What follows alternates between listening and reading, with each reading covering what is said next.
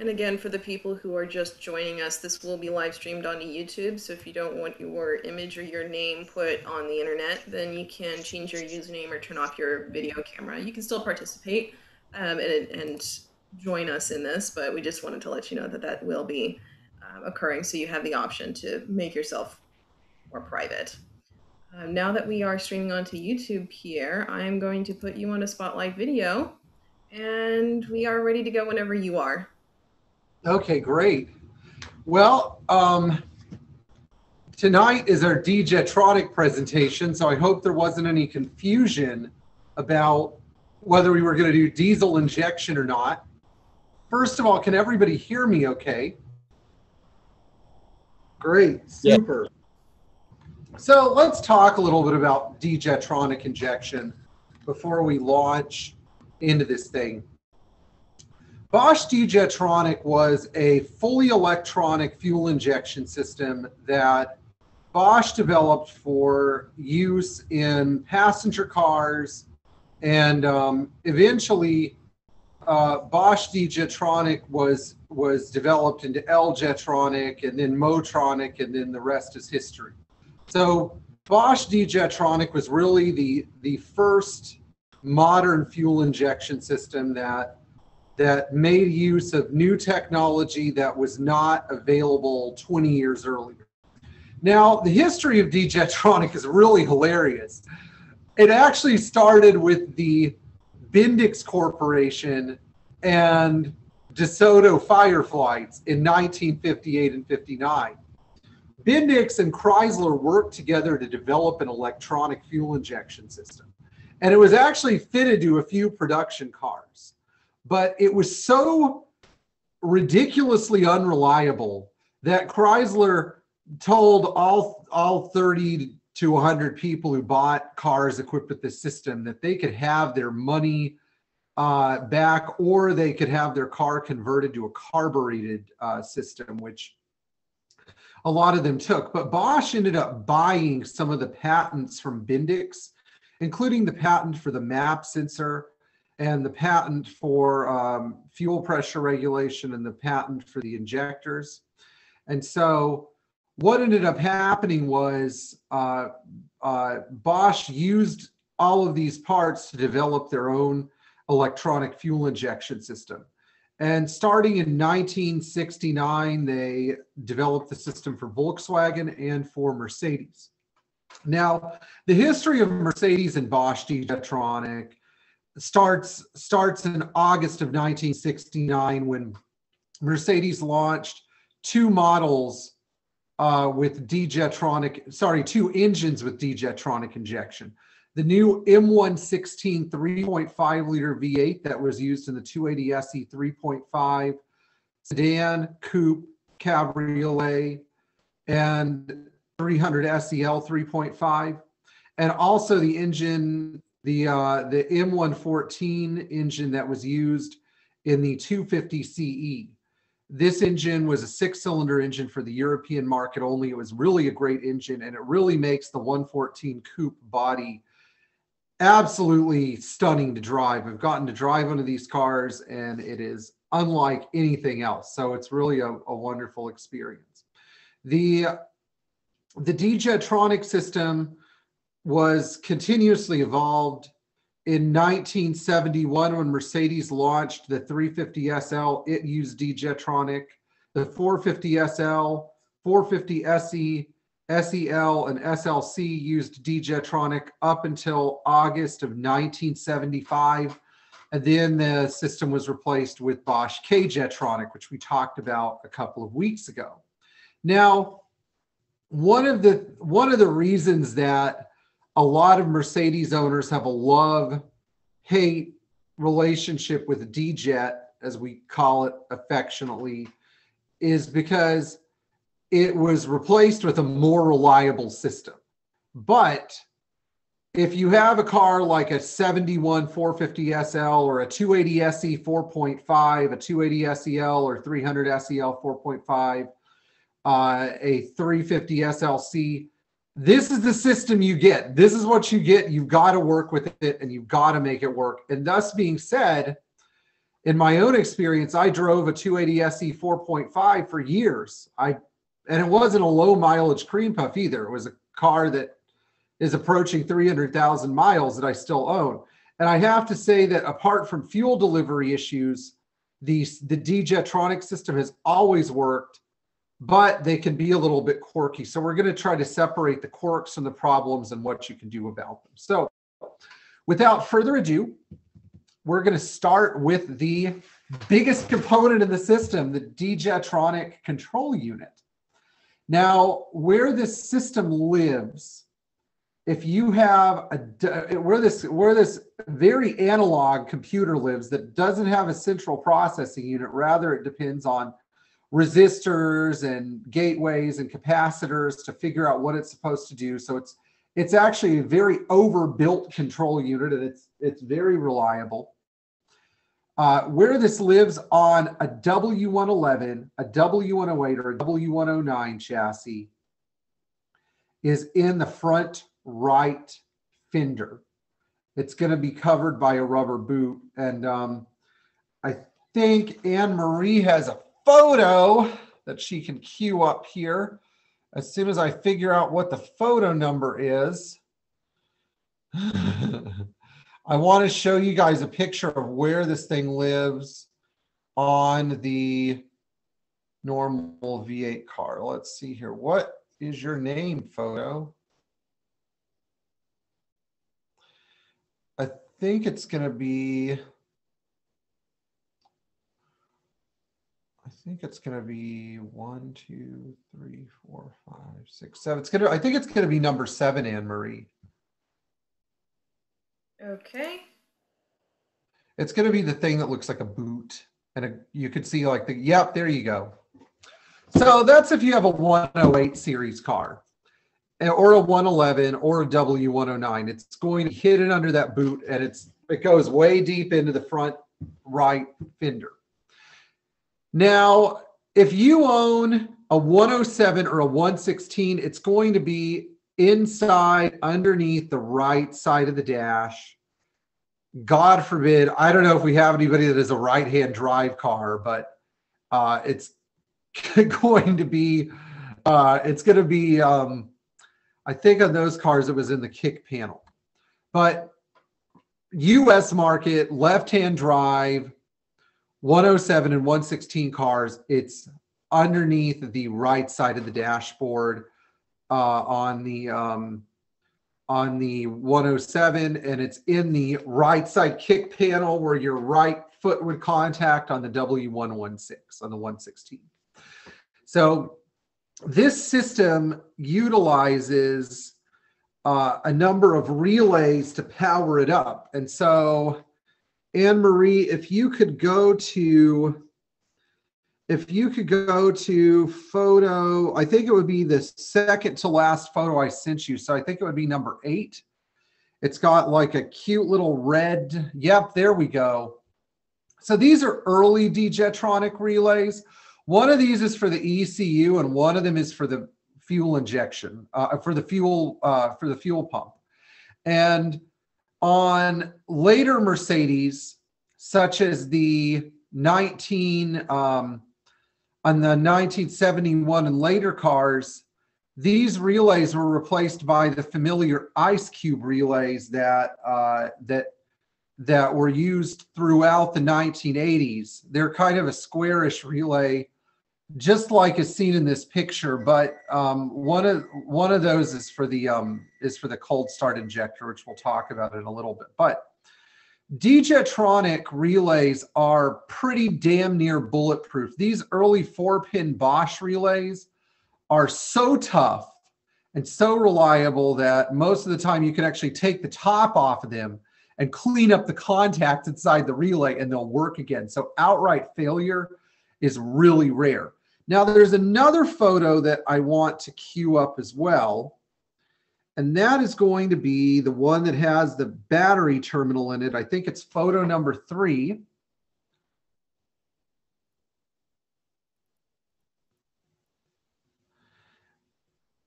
Battery terminal. So that's, yep, there we go. Awesome. Probably right now would be a good time for me to give a shameless plug about Anne-Marie. Without Anne-Marie, I couldn't do any of this. She has been super helpful. When I asked for some help of the social media committee, she was like immediately there ready to help. So I just want you to know that I appreciate you, Anne-Marie. Thank you. So there are two cables here. There's the main battery cable, which we're going to replace with the correct Mercedes cable on this particular car. But then you can see a little tiny black cable, and that's the power supply for the Djetronic injection system. There are so many cars we've seen where this connector has either been corroded or broken or haphazardly put together. And what ends up happening is you lose power sporadically to Djetronic, and then you get the car will literally stall while you're driving because no more power to fuel pump or fuel system. So these things are very important. Now we're going to look at some other major components of the system. Probably the number 2 most important component in this system, Anne-Marie, we can go back to Pierre's screen now. Thank you. Is the map sensor. And this guy, if this is the brain, this is the heart. Well, no, the fuel pump would be kind of like the heart. This is sort of like the central nervous system. And what ends up happening is this map sensor uses manifold vacuum to figure out how much throttle is on or throttle is off, or how much fuel is going to be needed, or how long the injectors are going to stay open. I forgot to bring a fuel injector with me tonight because I have too much in my mind. But this guy is basically feeding information to the Degetronic control unit about how long the injector should stay open, and of course, how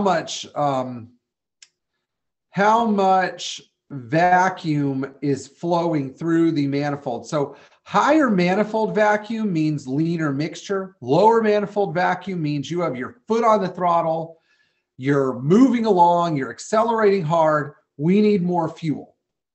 Now the map sensor should have this black cap on it if you have a 4.5 liter car, or if you have an M1 10-engined car with Djetronic. So that would be a 74 to 76 280 SL, a 114 280 CE, or a 114 280E, a 116 280 SE, or SEL, or a 107 280 SLC. Just so you know. But if you have a 3.5 liter car or a 2.5 liter 250 CE, you're going to have this kind of map sensor. It'll have this wax sealed screw on the end. Now, another main component of this system is the throttle position switch. This goes, let's see here. I'm going to get Anne-Marie to cue up photo number 4. 1 second. There we go. All right.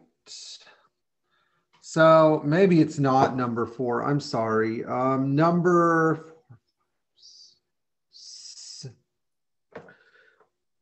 I think it would be, yep, there we go. Okay, so that's where the throttle switch lives, right on the side of the intake venturi, or the throttle plate, if you want to use a more conventional term.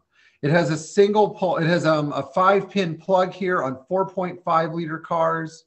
You can go back to my screen now. Thank you.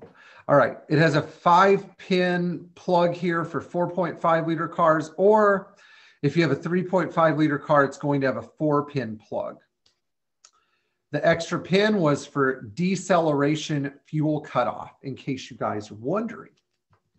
And this switch is responsible for telling the computer where your throttle is. It actually has 10 graduations of resistance. on its tiny little circuit board. Let's see if I can get to that thing. Might be a little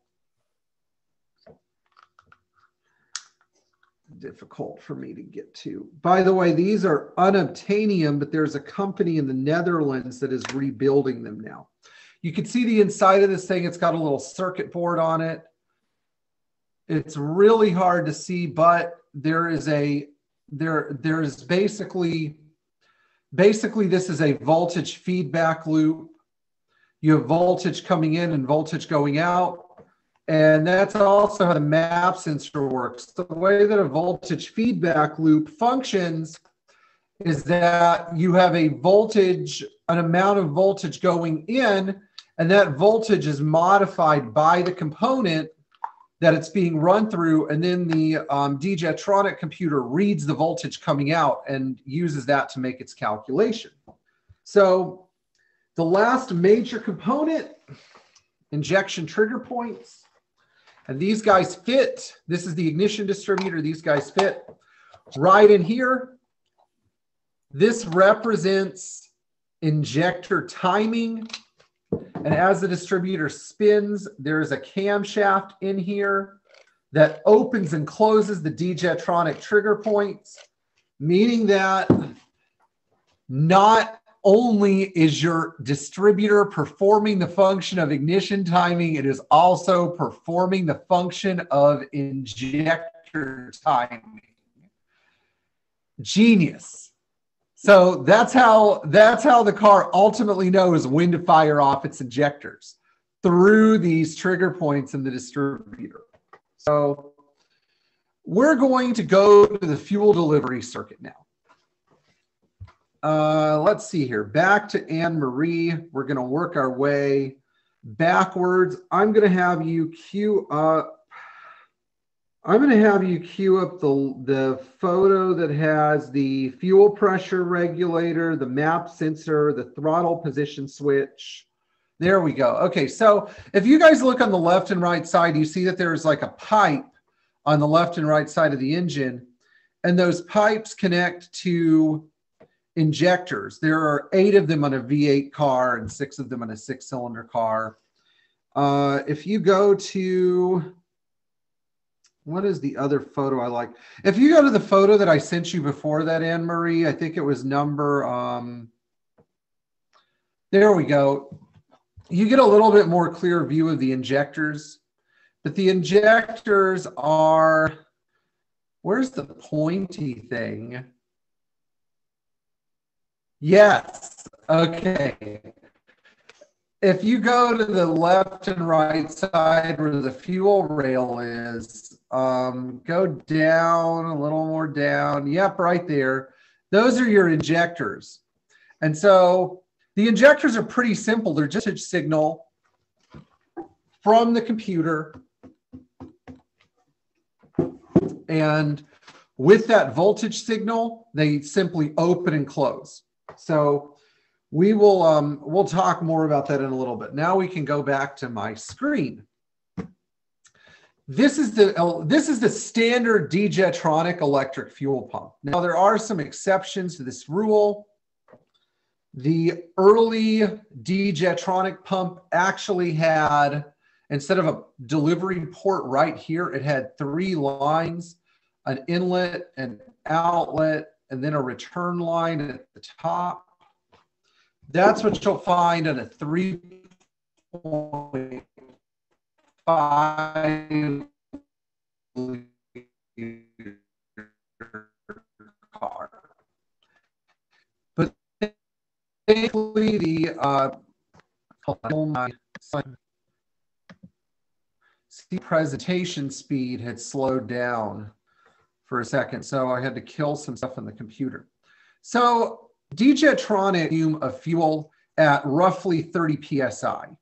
Because Djetronic doesn't have an extremely high volume of fuel, and it doesn't have an extremely high pressure fuel system like later injection systems did, this means that the fuel pumps were relatively understressed over the years. But fuel pumps on these systems still fail with surprising regularity. So this early style fuel pump, which was made by Bosch and then by a Japanese manufacturer for use on Datsun Z cars of all things, was still available for several years, but eventually Mercedes dumped it and they came up with a better design that was based on the K-Jetronic pump.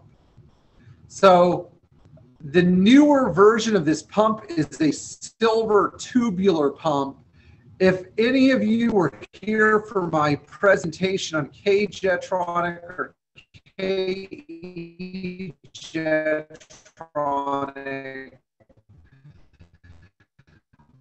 I showed all of you a fuel pump that was a tubular silver pump. And this is the preferable pump to use. You don't want a pump like this anymore. I've proven time and time again to not provide sufficient fuel delivery, especially after they've been in operation for hours and hours. But this is the original type of Djetronic fuel pump. Now, we're going to look at this guy, the fuel pressure regulator.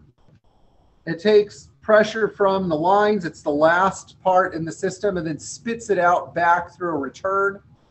It is adjustable, so this thing right here is an adjustment. Cranking this screw in will raise your fuel pressure, and backing this nut off will lower your fuel pressure. And of course, there are a couple of other small things too that I want to look at. Let's see if I was smart enough to get pictures.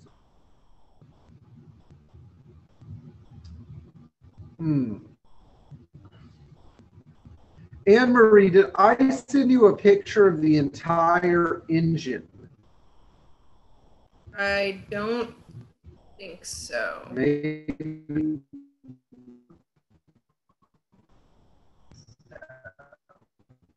Let's see here. Okay, what about the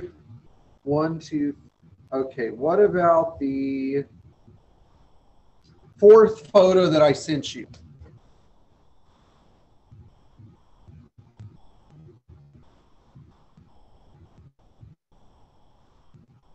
Was there one?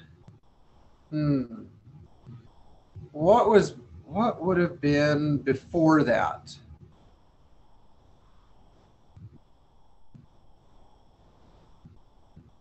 Oh gosh, I'm so stupid. Okay, well, I skipped a photo. I'm going to email this to you really quick, and then we can pull it up later. But I wanted to show you the idle air valve.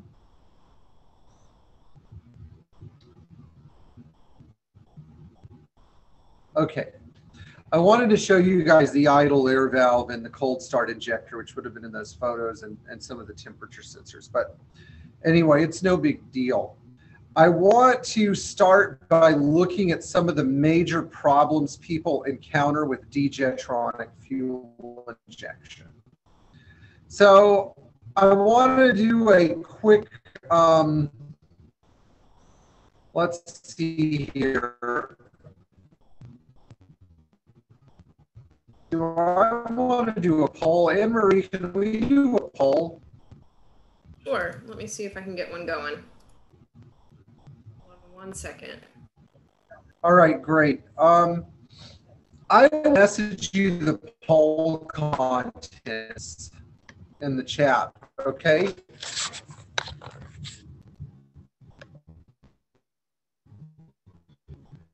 Why is this so complicated? Question 1. Which of the following Djetronic issues have you? Sorry, guys, I'm just writing our poll questions, which I should have done earlier today.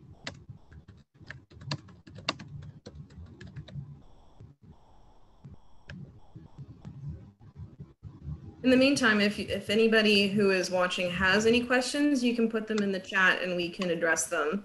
So please feel free to put any questions that you have in the chat.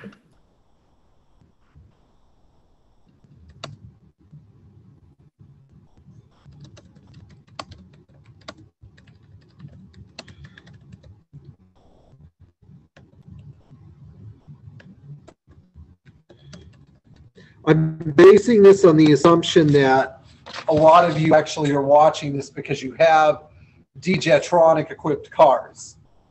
But we're going to go into the #1 problem that people complain about with D-Jetronic, and that is difficult hot starting. This is how the scenario usually goes. I parked my fill in the blank 280 SE 4.5, 450 SL when it was hot, went into the grocery store, came out 20 to 30 minutes later, and the car would absolutely not start.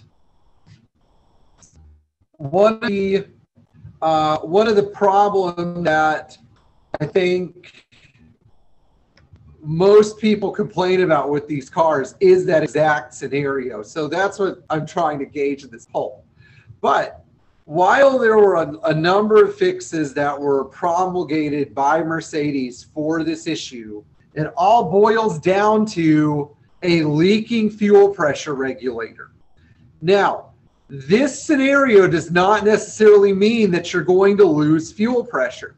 You can put a gauge on the system and you will still see that if you shut the engine off with 30 PSI in the system, you come back and there is 29.5 PSI of fuel pressure in this system. So we're not talking about pressure loss. We're talking about the fuel pressure regulator bleeding down. Let's talk about how that problem actually works.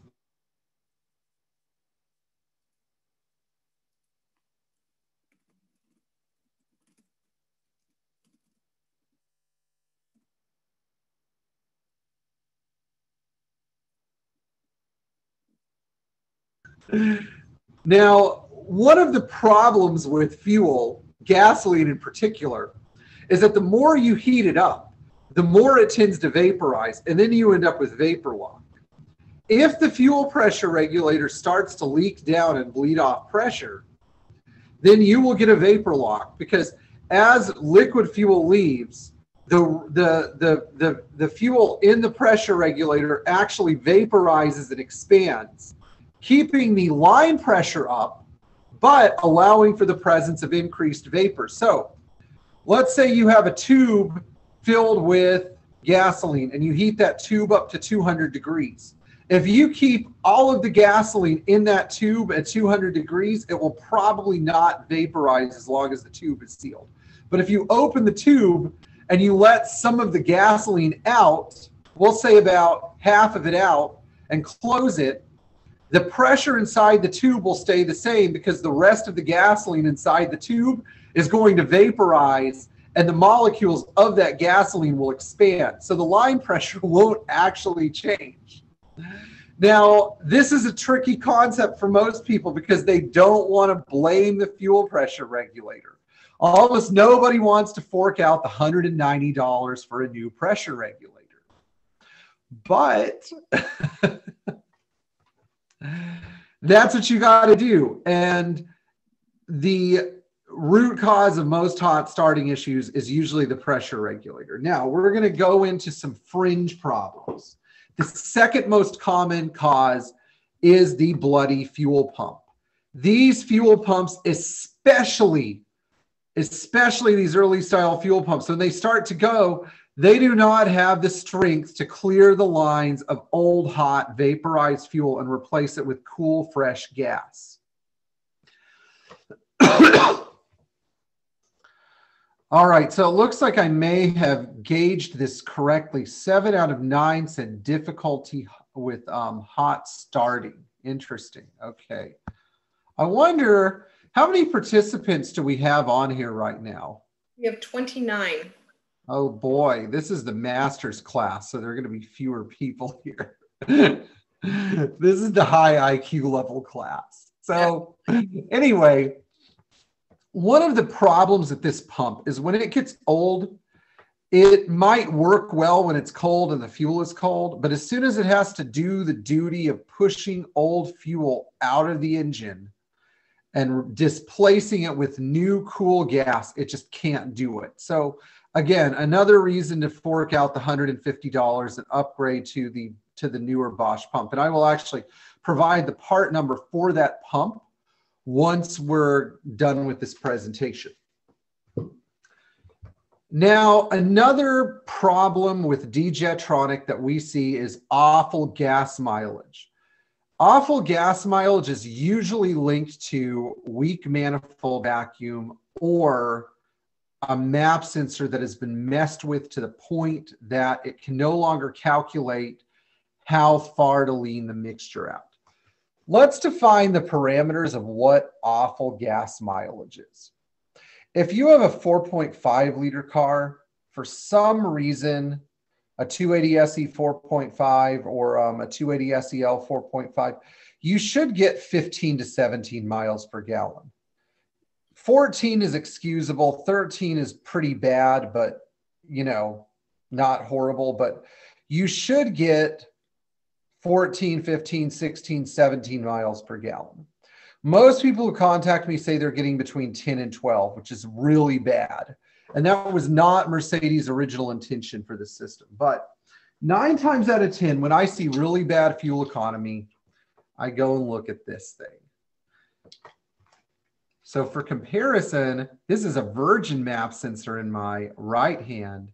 And this is a map sensor where the 4 millimeter Allen screw, is it 4 or 5? I can't remember. Maybe it's 5 millimeters, has been messed with by somebody who didn't know what they were doing. And the origin of this problem comes from an old mechanics trick.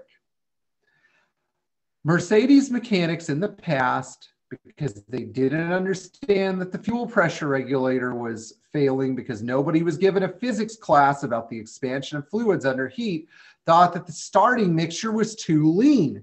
So they would overcome a lean starting mixture by backing the screw out in the map sensor, which you were expressly forbidden to do in all the service literature. But as we know, a lot of older Mercedes technicians, the first thing they did when they graduated from their class, their basic training, was they threw a lot of the books out.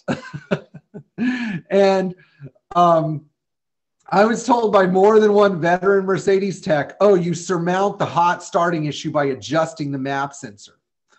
Yeah, that's not what you're supposed to do. You're actually supposed to leave this alone and figure out what the real problem is, which is usually this. But the question is, can you save a map sensor that's been messed with?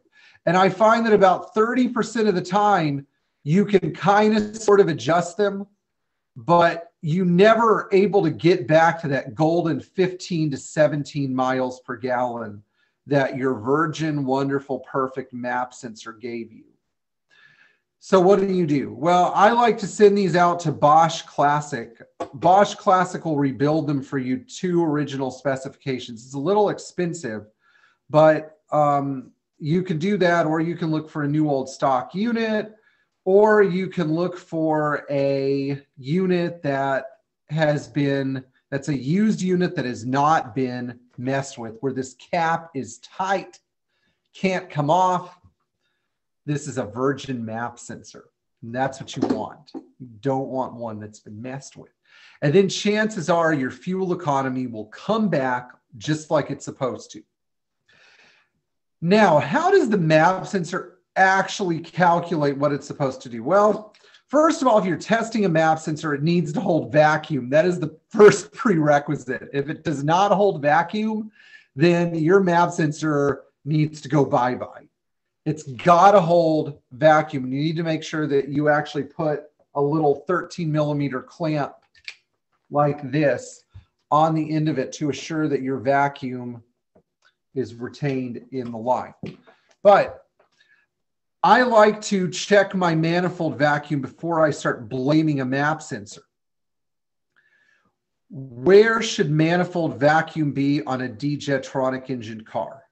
Well, first of all, this test should only be done with the engine warmed up. You're going to need a vacuum gauge. They're not that expensive. I usually use the port for the climate control or the vacuum locking system. I don't use the port for the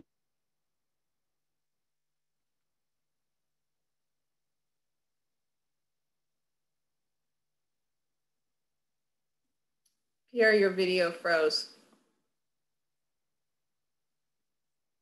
Sorry guys, hold on one sec. Park with an idle of roughly 800 RPM, your minimum vacuum reading should be 17 inches of mercury at idle. With the car in drive, your engine should be producing 15 inches of vacuum, no air conditioning, engine fully warmed up, idle of about 650 RPM, 700 RPM, something like that.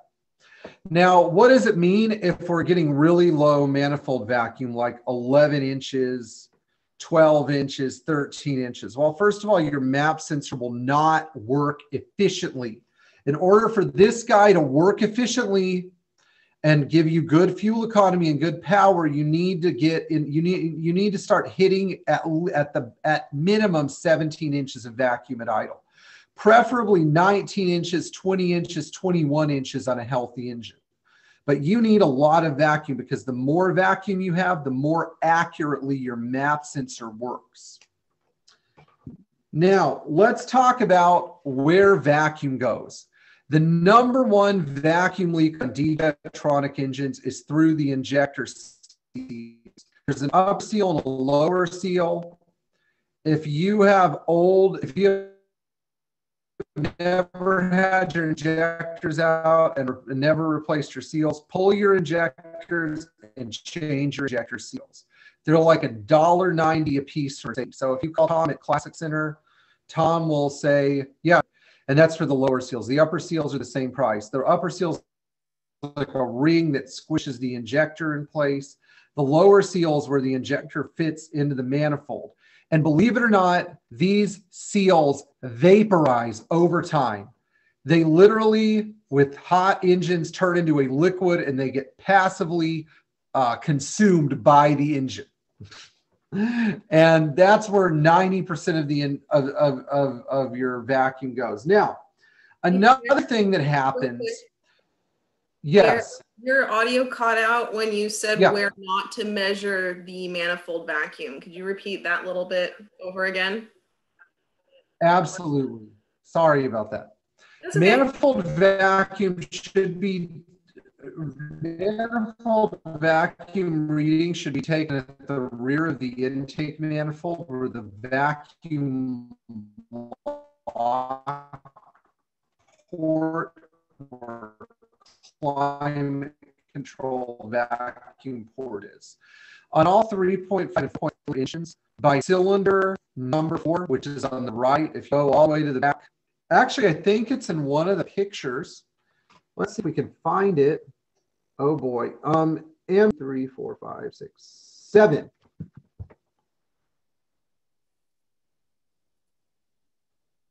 One second.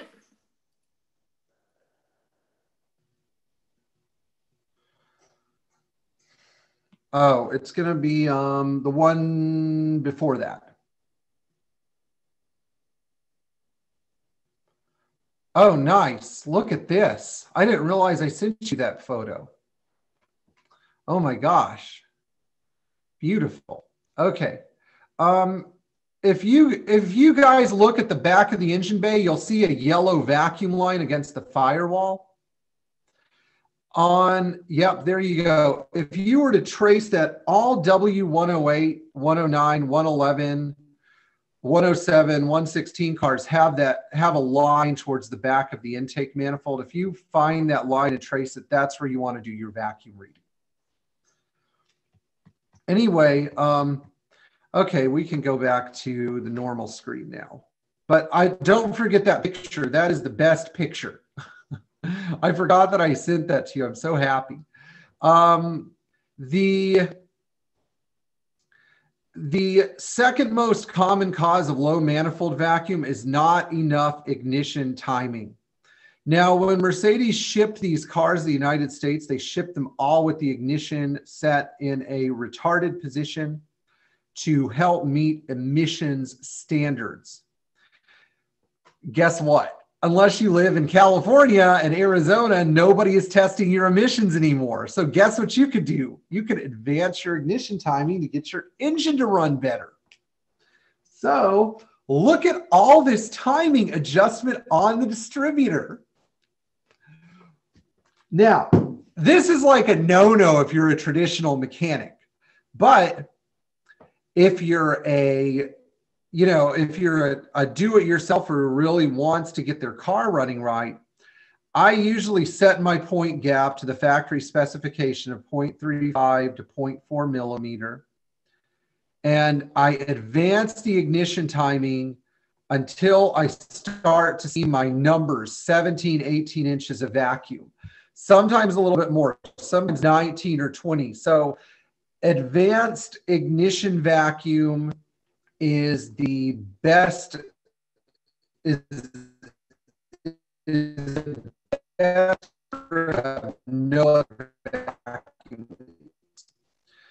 Another thing, oh boy, it looks like we're slowing down again. Okay, another thing that you want to do if you run into this low vacuum, weak ignition timing situation is you want to turn on your air conditioner, because when you turn on the AC on these cars, if everything is hooked up properly, there's a changeover valve that allows the ignition to advance.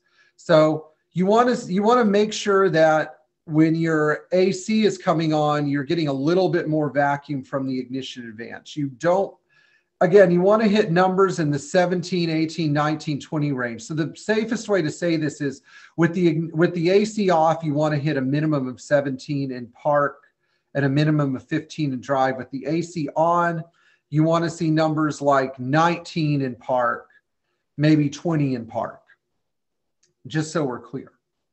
Now, when you start advancing ignition timing, remember that you don't want the car to ping and you don't want the engine to run super hot. So you don't want to go crazy with the timing advance. You want to do it gently and in small increments.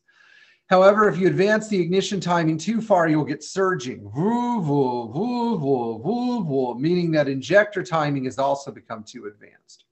But if you advance your ignition timing a little bit to get more vacuum, you're going to love the way your car runs. That's the bottom line. It's going to make the car run amazingly well. Just don't run 87 octane if you can avoid it. So once you get your manifold vacuum levels up, you should see an improvement in fuel economy. If you don't, then you go to the map sensor, and then you could either adjust it if it's been adjusted or send it out for rebuilding. Now, another problem that we run into with these cars is sometimes after they've been driven for a long period of time, they stall or lose power. It feels like when you get into the 60, 70 mile an hour range, the car is lagging or surging, like it's becoming anemic. This is usually a sign, again, that the fuel pump is going, or that you have a bunch of dirt and garbage and junk in your tank. So you want to make sure your fuel tank is clean. But also at this point in time, if you really must do a test, if you absolutely have to test the system, it is ideal to do a fuel volume delivery test. You want a liter in 30 seconds with the engine absolutely steaming hot, delivering as, you know, you want to catch it in the act. You don't want to do it when it's cold. The engine must be hot. I've seen so many cars that have passed fuel delivery tests when they're cold, but when everything heats up, they totally fail. They barely deliver a liter of fuel in 50 seconds or even a minute. So another issue that we're going to go to is the subtle miss, or sometimes a massive miss throughout the RPM range. And this miss is a byproduct of dirty injector trigger points. So when the injector trigger points start to get dirty, it's really hard to see, but these little guys right here open and close. And when you put them in the distributor, I don't know if you can hear that. That's the sound of the injector trigger point opening and closing. Now, how do we diagnose whether the injector trigger points are acting up? Well, if you have some that are absolutely dead, the first thing you can do is unplug your injectors and look for voltage, pulsed voltage at the injectors. Anne-Marie, can you pull up that picture of the whole engine that I absolutely loved? Yep.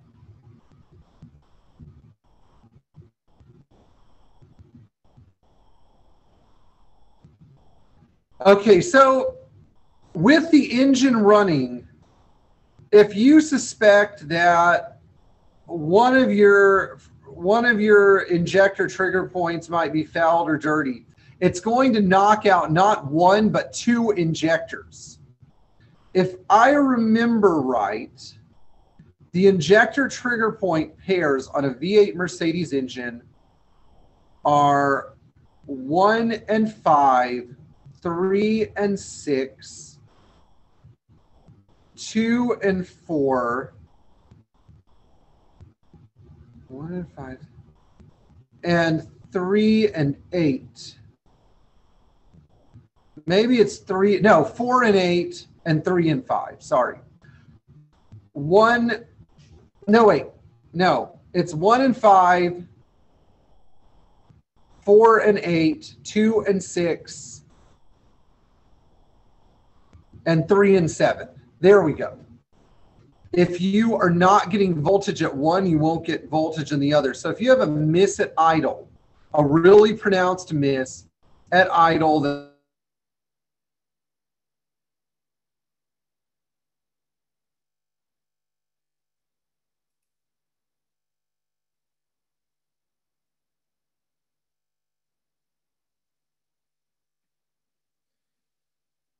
set of injector trigger points is working. But if there's no degradation of the idle in the car, it means you have figured out your bad injector trigger point. Now, how do we actually diagnose this? Well, first of all, there's a thing called a Noid light, G-N-O-I-D, that actually plugs into the injector plug. And these Noid lights are readily available at most auto parts stores. There's a standard Bosch Noid light, and you just plug it in. And like a test light, it should pulse rapidly as the engine is running. If it does not pulse consistently, then it means that that injector trigger point is acting up. The affiliated injector trigger point is acting up. So remember, 1 and 5, 3 and 7, 2 and 6, 4 and 8. Those injector trigger points should fail in pairs. Now, if you have multiple fouled injector trigger points, the engine will not run. How can you determine if your injector trigger points are working at all? Well, there is a quick and dirty test. So, the first test is turn on the engine. We want to see if we have power to the Djetronic system, period. Power can be breached with that cable. It can go bad because of a relay issue. It can go bad because fuse number 4 has failed. But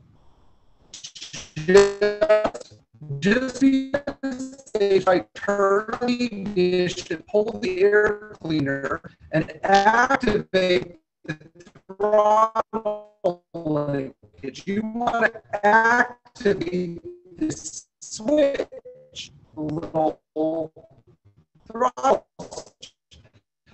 You should hear a buzzing sound.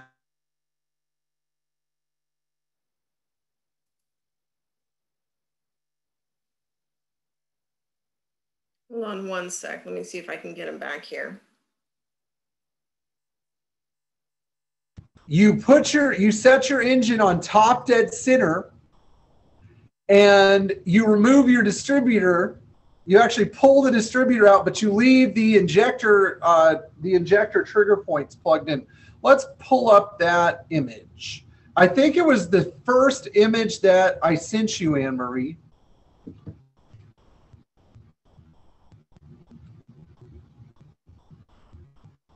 I see Greg Whitehouse and Sebastian on here. Hi, guys. Two guys that have soldiered on with 280 SE 4.5s. Okay, so that's the trigger point plug on the side of the distributor.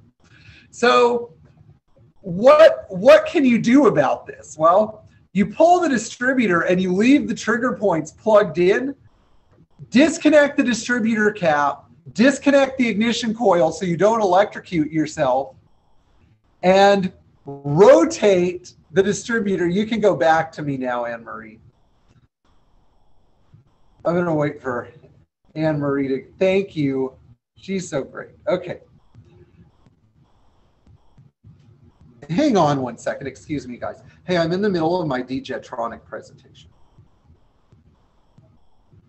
Yeah, it's locked. All right, love you. Bye. All right, that was just my wife. We have a baby on the way. We're gonna be here in like 4.5 months. It's pretty exciting. So.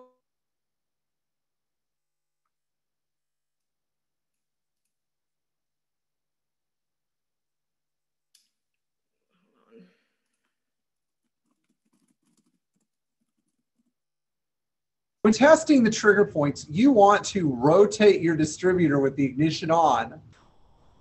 This is why you set your engine on top dead center, so you don't screw up your timing.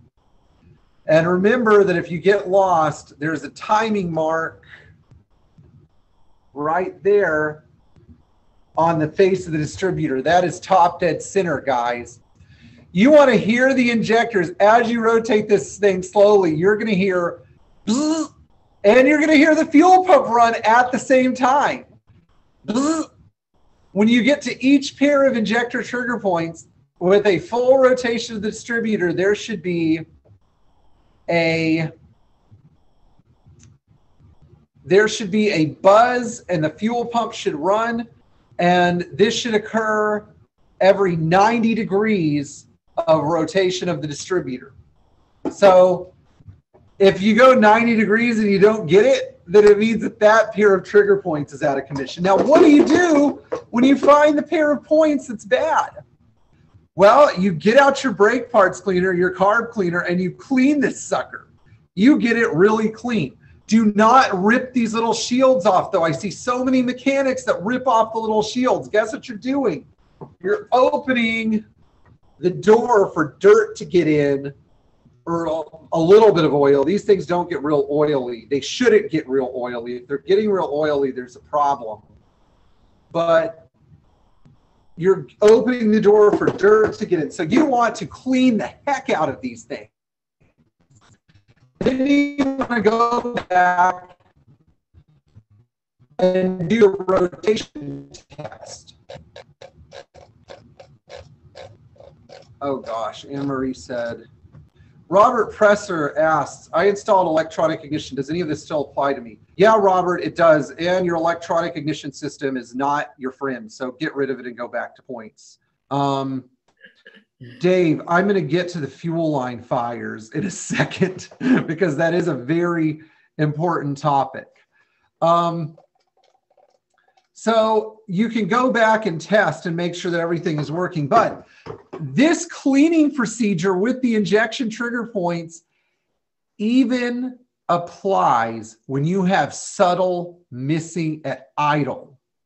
So if you have a Djetronic car that has a rough idle or a funny idle and it just goes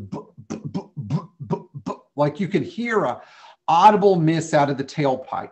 And you know you have clean 003 159 1203 plugs in there. That's a Bosch W7 DCO. Only available from Mercedes.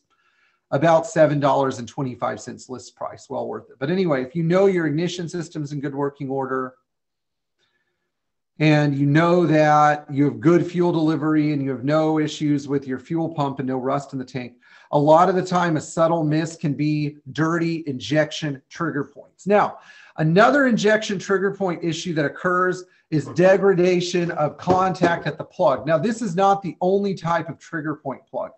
I was scrambling to find one. I couldn't find one, but if you have a 73 and later Djetronic car, a 450 SL, SLC, SE, SEL, you're going to have a cord that comes off of this and goes up to a 6-pole plug that's on top of the engine. I don't know if any of you are familiar with this. Chime in the comments in the chat section if you have one of these later cars. But This litter 6-pin connector is especially prone to corrosion and poor contact. Because such a small amount of voltage passes through this plug, there is absolutely the possibility of corrosion impacting voltage transfer between the control units and the Djetronic, between the trigger points and the Djetronic control unit. And it is very important if you have subtle missing or distinct missing to make sure this plug is clean and the contact is good. Sometimes this involves disassembling the plug and closing the little pin bushings to make sure that they are tight. So just letting you guys know that that has been an issue in the past. Now, another major issue with Djetronic that we are going to discuss is the possibility of gasoline leakage and engine fires. A lot of Djetronic cars died because of engine fires. If you, Anne-Marie, pull up my favorite engine picture. This is of a 280 SE 4.5, by the way, that we're working on. Now, on these cars, you can see that the injectors are all fed with these little 7.5 millimeter rubber fuel hoses. Here's my advice. If you have a Djetronic car and your Djetronic car has American style worm clamps holding these lines together, and the lines are old, you don't know when they were last replaced. Number one, buy your hose, Conti hose or Mealy hose. It's all junk. It is all garbage. The second fuel hits it, it starts to deteriorate. The Mercedes hose is $38.50 a meter. You will need 2 meters of it to do the stuff in the engine bay. It is cheap insurance against a massive, horrible phenomenon known as an engine fire. Second of all, use the right hose clamps. This little guy, Anne-Marie, back to main screen, please. This little guy is a 13 millimeter ABBA clamp. This is what you get from Mercedes if you buy a fuel injection hose clamp. It is good. Use it, please. Do not let Hillbilly Bob put ideal clamps on there. Now, if you have your original Jimmy clamps,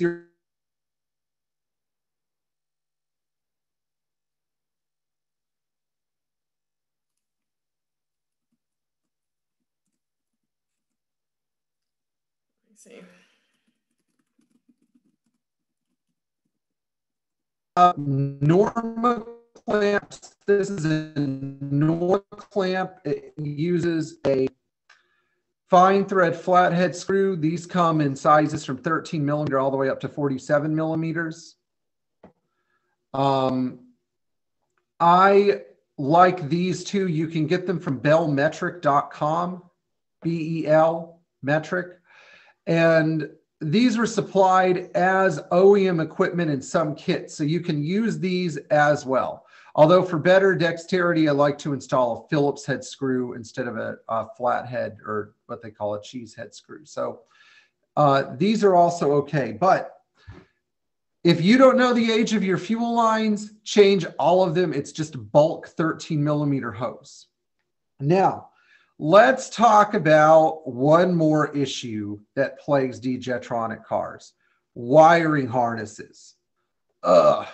These harnesses were not the same quality as a standard Mercedes harness.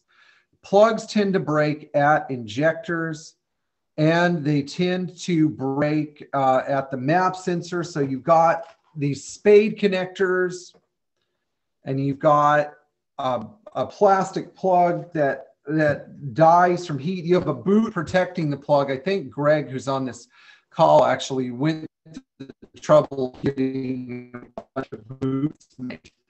And, the boots were there to kind of protect, but in this day and age, they're most gone. Now, Mercedes still sells the little pins that go in the plugs. They still sell some of the plug housings. There are a number of suppliers in Europe that actually sell the plug housings.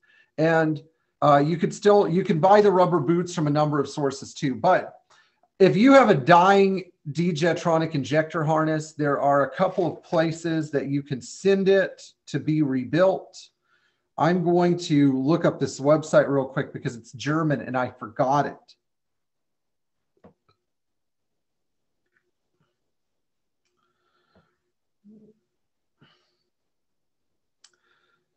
Let's see here.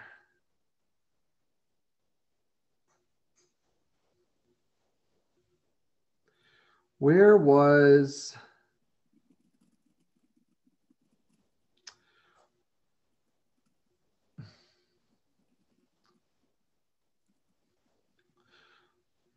Well, anyway, there's an outfit in Europe that will rebuild these. And if any of you need that information, you can email me. Anne-Marie will my email at the end of the call. But it is very important on 108, 109, and 111 cars to pull the battery and the battery tray and check for wiring harness, degradation, and deteriorated insulation underneath the battery tray. If you find this, clean it off. If none of the wires are breached, wrap it in cloth electrical tape, and make sure that no battery acid is getting on it. You want to make sure that this area is impeccably clean because 9 out of 10 wiring harnesses occur in the vicinity of the battery tray. I'm sure some of you are itching to hear about computer failures. I wanted to talk a little bit about this. Computer failures in Djetronic. The first one is that there's no power to the electric fuel pump. Even though the pump is good, somehow the fuel pump relay is not powering up. This usually is the fuel pump activation group in the Djetronic control unit. Out to your fuel pump, or when you turn the key on, your fuel pump doesn't buzz. It could be because of a bad Djetronic control unit. So again, if there's no power on terminal, I think it's terminal 15 of the fuel pump relay, then your Djetronic control unit is not powering up the relay. Can you bypass it? Yes. A lot of cars, I do a solid ignition on. So when you turn the key on, the fuel pump just runs. Just like an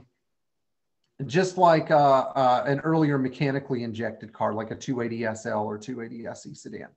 Another scenario is an extreme rich running scenario where you get tons of black smoke and plug fouling. This is after you've ruled out a blocked fuel return line, a blocked fuel pressure regulator, which can happen, and of course a bad map sensor. You would identify this because the Djetronic control unit, especially in a 107 or 116, would start getting really hot to the touch. Really hot. Now, this might be a good time for me to plug the idle mixture adjustment. If you turn the screw in, it richens the mixture. If you turn it out, it makes the mixture leaner, I think. Let me know if I'm wrong, because sometimes they get that confused. But this thing will have no effect on it. Just so you know, that's not going to fix a...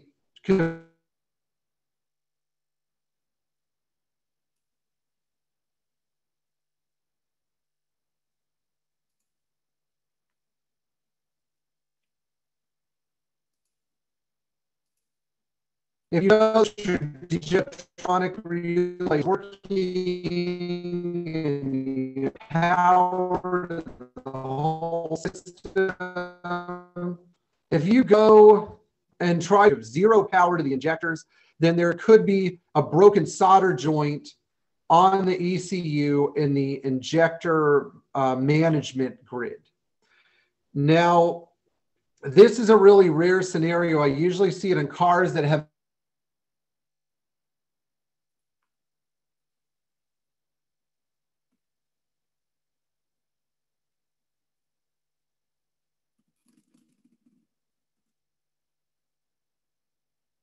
know you have good injector trigger points, but you still have a miss and a stumble when you're accelerating, like a really bad stumble that never goes away. You may have an ECU problem because the ECU may not be interpreting the data from the injector trigger points. So that's a fourth scenario. And then, of course, a fifth scenario that I like to, how do I explain this? I find that sometimes when an ECU goes bad, instead of the ECU producing a healthy idle and consistent starting and consistent fuel pump management, what'll happen is when the ECU gets really hot, it'll conk out. Now, the fuel pump might still run, but the ECU will conk out. And you can see this by the engine and the car stalling would go sitting and idling. Boom, car just shuts out. So this is an incredibly rare scenario that you usually have to do with.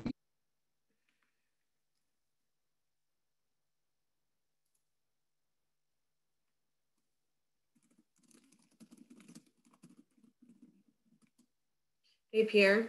We're having some pretty big bandwidth issues.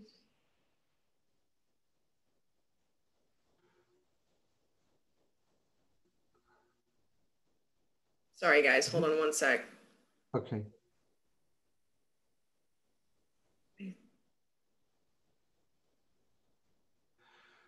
All right. Are we good now?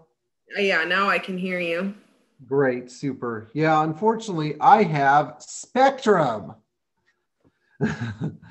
Anyway, the bigger of the two temperature sensors, which is for the cold start injector, actually works through a relay. So if you were to jump the two wires together while cranking, the relay should fire off and then fire off the cold start injector, which is in the same position as the K-Jet injector in the front left quadrant of the engine.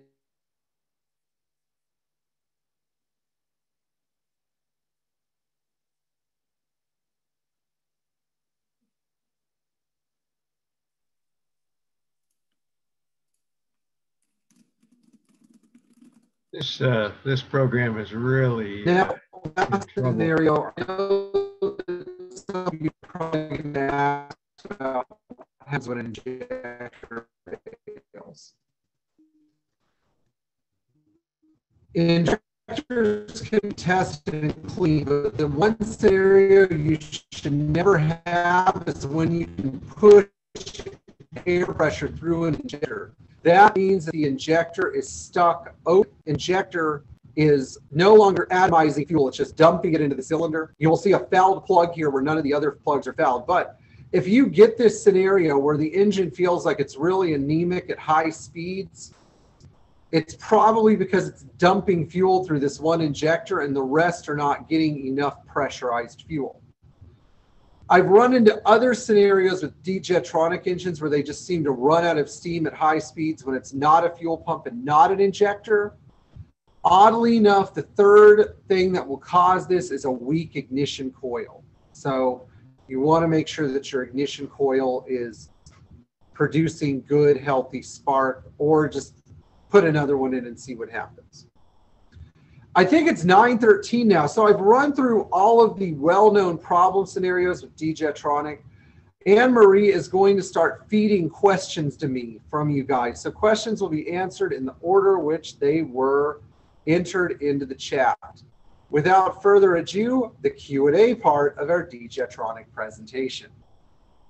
So other than the people who answered our initial poll, there were a few more issues that people were having. Heat soak after stopping when hot, high idle issue when cold, eventually settles down but seems high, failed diaphragm in the map sensor,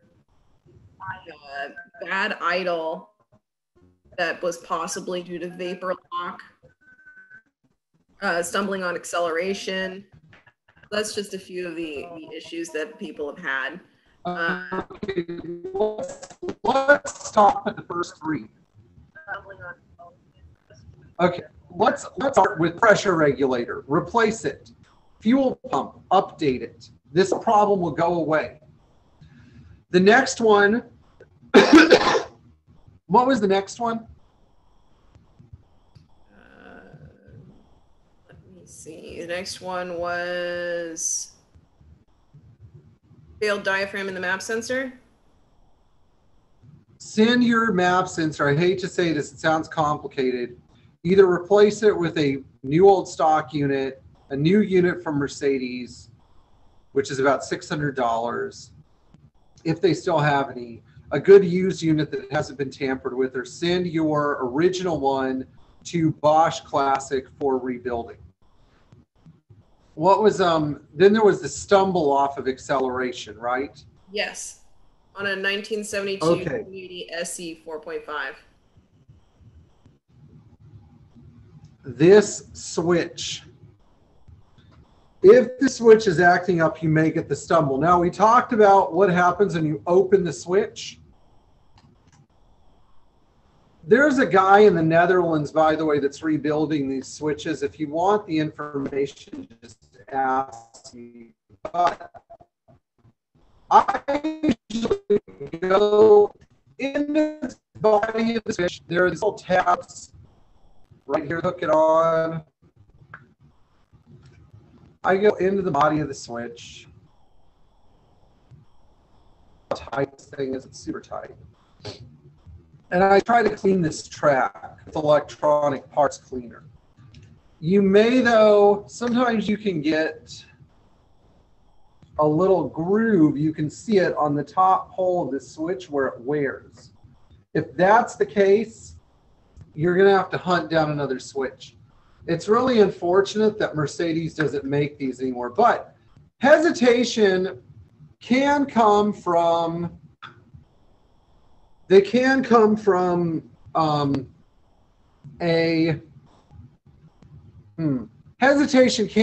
other things. It can come from weak fuel supply. So again, fuel pump. It could come from dirty trigger points. And last but not least, it could come from low manifold vacuum. So you really want to make sure that those things are good before you start playing with this, because you can't get new ones. Now, somebody talked about high idle. A high cold idle is perfectly okay.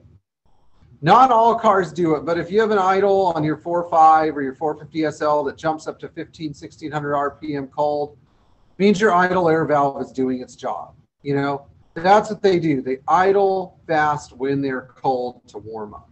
Unfortunately, there's not much you can do about that other than buy a new idle air valve from Mercedes. But there is a contributing scenario. So on the distributor, you need to make sure that you have good vacuum to this diaphragm and that this diaphragm is not leaking. And in this case, this one is. So the best way to test this thing, put my finger over it so that the distributor advances. I'm trying to advance this thing to show you. Put your finger over it. Doesn't hold vacuum. You can also suck on it too if you're crazy like I am. But the main thing is that vacuum should hold diaphragm, because if it doesn't, what you'll get is an oscillation in the distributor timing. It'll retard and advance, getting woo woo, woo woo, woo woo. Also, a bad idle air valve can do the same thing. All right, let's go back to the questions or the things that people mentioned that they said were wrong. Okay, Robert said that he was wanting the part number for the sensor for his 280 SE 4.5. I don't recall which sensor that was. Robert, if you could type that into the chat, maybe we can get that part number for you.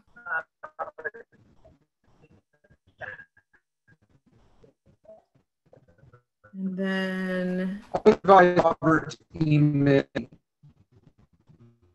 let's see.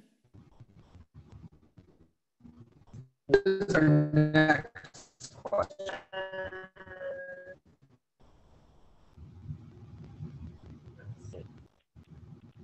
Okay, we got a couple questions from Greg. Please let me know if you have any poor contacts at main computer plug. And then explain how Okay, so go on, Anne Marie. No, go ahead. You can, Sorry. let's do one at a time. Usually I only find bad contacts at the main computer plug if somebody's tried to change the boot. But a lot of the time, removal, clean, reinstall, usually that plug is okay. Okay, next one is, how would you measure delivery of fuel pump when the engine is hot? Where is the best spot to do this from a safety aspect?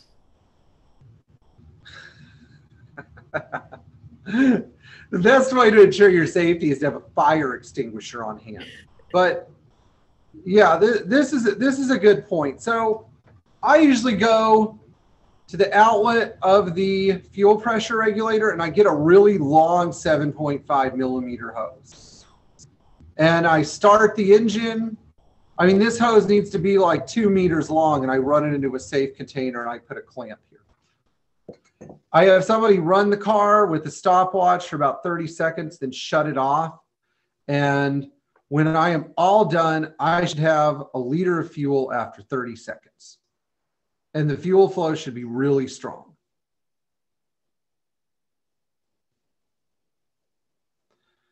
So, of course, like there's going to be some engine involved. As long as you have a good hose and fuel isn't getting all over the place, you should be fine. I feel that in our modern nanny state, people are overly afraid of gasoline. The main reason that gasoline combusts is don't have any bad ignition marks. Next question. Can nobody hear me? Yeah, you're cutting out.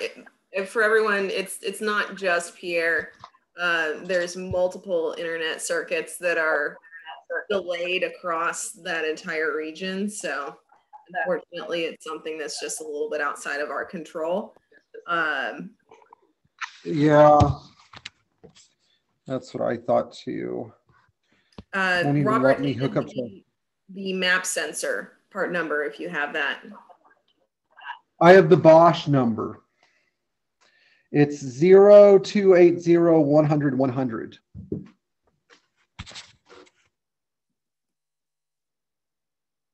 Okay. And then the last question was, what have you seen with not a smooth idle as it pertains to the D-Jet system? Okay, I just missed your question, Anne Marie. I'm sorry. It's okay. I will repeat it. Let me go back up to it. What have you seen with not a smooth idle as it pertains to the D-Jet system? Injector trigger points are a common one. Usually vacuum leaks at the injectors as well. If you have dirty injectors, that can cause this issue, but 9 times out of 10, dirty injection trigger points seem to be the primary factor. Okay, and I think that was the last one. No, Robert asked about the adjuster on the maps. So this adjuster adjusts the mixture of the entire car, the full range mixture from 0 all the way to maximum RPM. If you back it out, it makes the mixture richer. And if you turn it in, it makes the mixture leaner. But if you have a virgin map sensor, if you see this, do not touch it. If you adjust this, you should do it with the car running. You will observe a change in the idle. Sometimes the idle will get smoother, and sure, you might have a nice smooth idle, but you go to adjust the car and it'll be too lean. Another danger with this is that if you screw it in too far, while the car might run good at low altitudes, when you start pulling hills or when you are at higher altitudes, the car will be too lean. So I don't have a lot of faith in this adjustment as a permanent fix. Again, the solution when you have a map sensor that won't adjust properly is find or source or rebuild. Do not try to tame. Was that? I think that was it for all of our questions. Yep, that's all I got. Great. Okay. Well, it is 9:24 p.m. So you guys have hung with us for an hour and a half. Our next presentation, what is it on? MFI or on diesel injection? So our next presentation, and you guys can all check this out on our website, mbca.org/upcoming-smc-events. Our next Zoom live event is going to be October 8th, and that is part 2 of the how to prepare and show your car at a concourse presentation. Yes, which is very important. I want to see better cars and more knowledgeable participants and judges in this club. I don't understand how Porsche Club can have 300 cars and we're lucky if we get 30. It's like, what the heck, people? So Anne Marie is doing a great job with this presentation. She had my attention for like an hour and a half, which is not easy to get. I appreciate that, Pierre.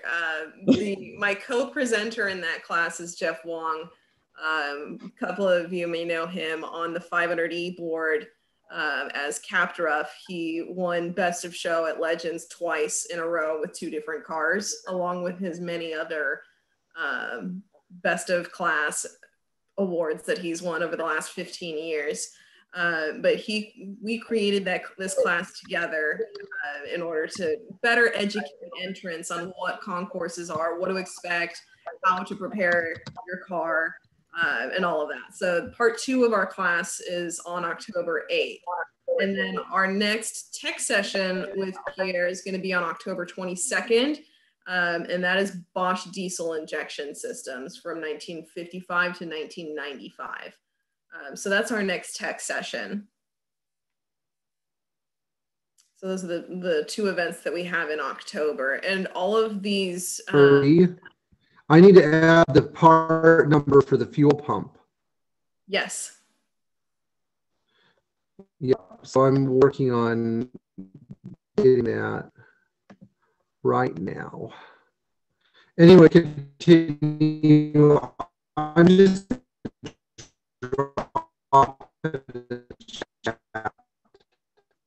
okay.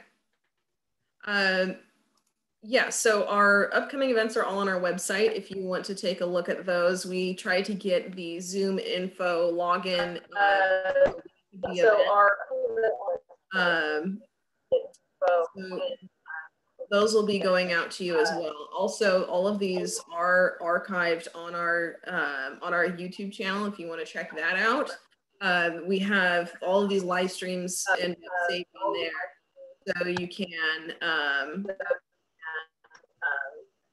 you can view those there, along with part 1 of the how to show your concourse class. If you missed that, you can watch that in order to prepare for part 2. What's our next fuel injection presentation? That is Bosch diesel injection on the 22nd of October. Great. So I hope to see most of you there. Yes, definitely. And if you guys have any suggestions or requests for presentations that you want to see, shoot us an email at socialmedia@mbca.org, and we will do everything we can to make that happen for you. So if you have any feedback, requests, or if you know somebody who wants to present a class, we would very much be interested in talking to them. There are a lot of resources within the club that are untapped, and we want to make sure that other voices are heard. So if you know somebody who's already put together a class, who wants to present a class, or if you have topics that you want to see on here, then shoot us an email, socialmedia@mbca.org. If there are no other questions, then thank you so much for joining us tonight, and we will see you on the next one.